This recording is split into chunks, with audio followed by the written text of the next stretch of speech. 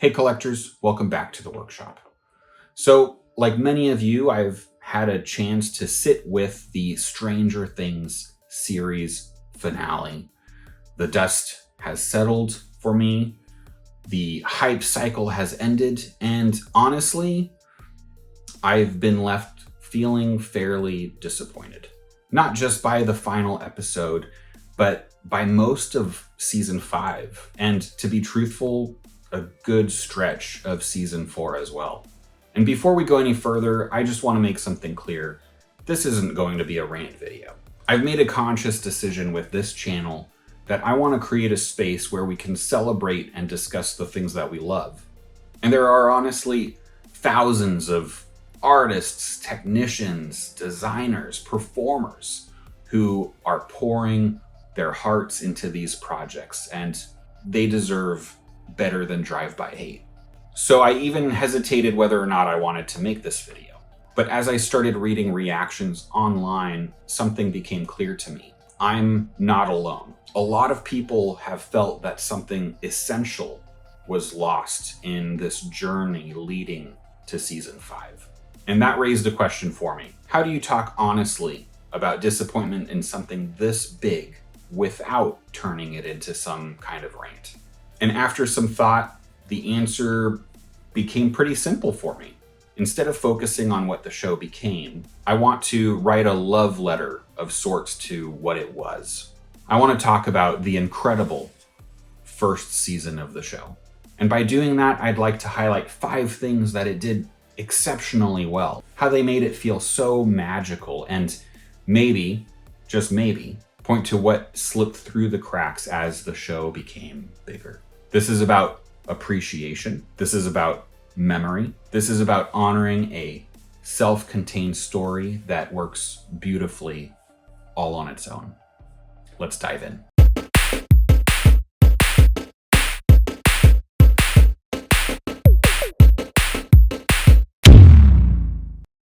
All right, as we get started, here is my spoiler warning. This video will contain spoilers for season 1 and some minor spoilers for the rest of the seasons. Okay, you ready?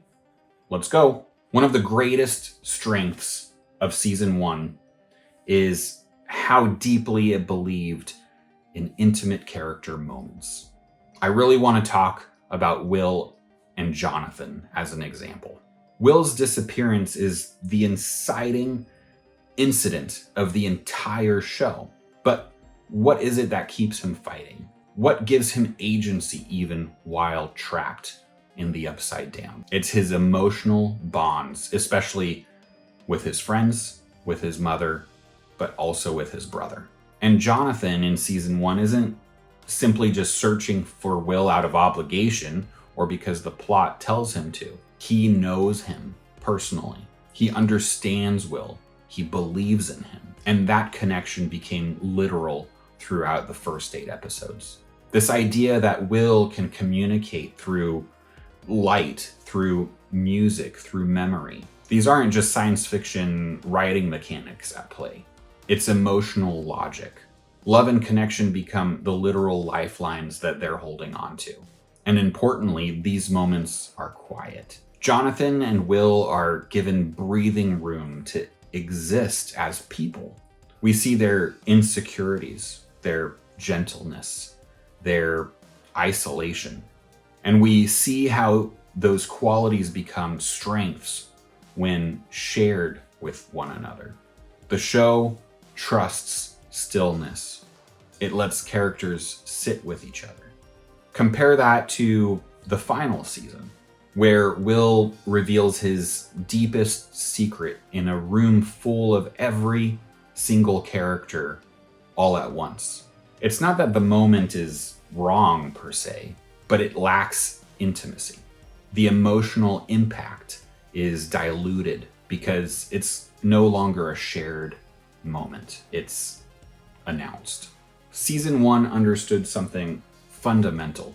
Characters don't grow through speeches or through writing. They grow through connection. And this is just one example. That philosophy extended across the board throughout the entire season. Lucas leaving the group and finding his way back to them. Mike learning empathy. Joyce refusing to let anyone tell her that she's crazy.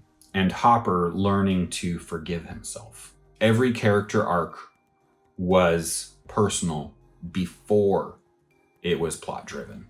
The next point that made this show so relevant is that it understood that fear doesn't come from exposition. It comes from absence. The Demogorgon is terrifying, not because we know what it wants, but because we don't. It's unpredictable.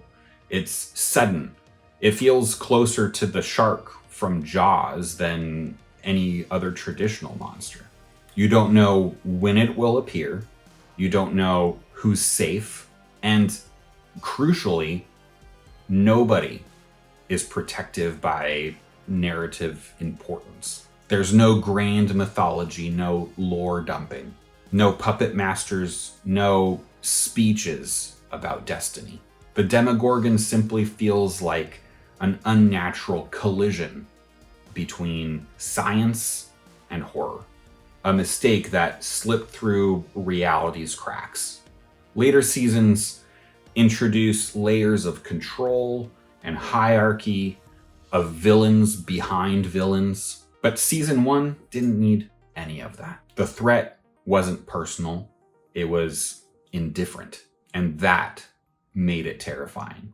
Fear worked because it was unknowable and because season 1 trusted its audience to connect the dots. It didn't explain everything. It didn't over-clarify emotions. It let silence speak. It let silence give you the space to do the work. Think about Joyce talking to Will through the lights. One of the most memorable, iconic, heart-throbbing moments of the entire series. We're not told how it works in detail. We're shown belief, we're shown grief, and we're allowed to fill in the rest. Think about Eleven's past. We get fragments, sounds, images, sensations, enough to understand trauma without turning it into exposition. And even small moments mattered. A look held too long. A pause before a line of dialogue. The show allowed ambiguity, and that ambiguity invited us in. Later seasons often felt like they were afraid to be misunderstood, afraid of subtlety, but season 1 wasn't. It trusted us. Now, we love that Stranger Things is built on 80s tropes. I mean, look at this vest, right? Pretty snazzy. I'm so glad it's back. But all joking aside, season 1 of Stranger Things really understood that to pay tribute to that era, they needed to subvert expectations. For example, in a traditional 80s horror story, Steve and Nancy getting intimate with each other early on in the season would have been a death sentence. How dare they make morally ambiguous choices? Barb, on the other hand, the responsible, cautious friend, well, she would have been the final survivor. But season 1 flips that completely, and Barb is the first to go. And her death isn't flashy. It's actually lonely, and it's quite cruel. It happens because she feels out of place and vulnerable. That single creative decision instantly rewrites the entire rules of the show. Steve and Nancy, meanwhile, don't die. They evolve. And Steve actually chooses to become a better person through conflict and interactions, rather than that choice being forced upon him. And let's talk about choices. Season 1 was ruthless in its cause and effect. Every choice mattered. Helping Eleven comes at a cost. A man who was simply being kind to her dies because of it. Barb dies because Nancy selfishly leaves her alone. Something that Nancy has to work to accept for the entirety of the rest of the season. And Joyce's refusal to let go costs her her reputation and even her sanity, but it saves her son. And then there's Steve with the baseball bat, right? A fan favorite scene. That moment works because it's earned. Steve isn't the hero yet. He's scared, he's unsure, but he steps into danger anyway. Not because the plot needs him to, but because the character has grown to that point. In season 1, every character had a purpose. And ultimately, it comes down to the fact that characters drove the plot rather than the other way around. Now, I do want to talk about the show also at a technical level, because I truly believe that season 1 benefited exceptionally from its presentation. The aspect ratio was different. It had black bars. There was film grain. Gross. The lighting was muted, and most of the effects were practical.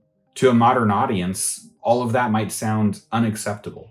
Why isn't everything shot digitally? Why doesn't it take up my entire screen? Where's the HDR? Where's all the color?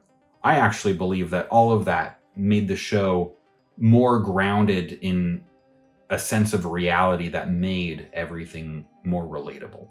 And the show didn't have infinite budget, so that constraint also forced creativity. Season 1 had about a budget of $48 million for the entire 8 episodes. Compare that to season 5 that had $480 million. That's essentially 10 times the budget. When they're working under those constraints, little things mattered. Shadows mattered. Off-screen space mattered. And not only did they lack the resources to get the Demogorgon in every episode, but he didn't need to be seen in every episode to be effective. When you don't have unlimited resources, you make deliberate choices. And those choices gave the show texture, weight, atmosphere. And the bottom line is that sometimes less isn't just more. Sometimes less is essential. So here's the thing. No matter where Stranger Things went afterwards, no matter how big it became, no matter how you felt about what followed, we'll always have season 1. A tight, emotional, self-contained story about grief, friendship, fear, and love. It didn't need to be a franchise. It didn't need to be bigger. It just needed to be honest. And it was. Or should I say, it still is. So, collectors, this isn't goodbye for me. And it's not necessarily a rejection of what came after. It's gratitude. Gratitude for the creators, for a season that trusted its characters, trusted its audience, and reminded us that sometimes the most powerful stories are the ones that leave just enough unsaid. All right, collectors, thanks for joining. I hope you have a wonderful new year. Until next time, keep collecting.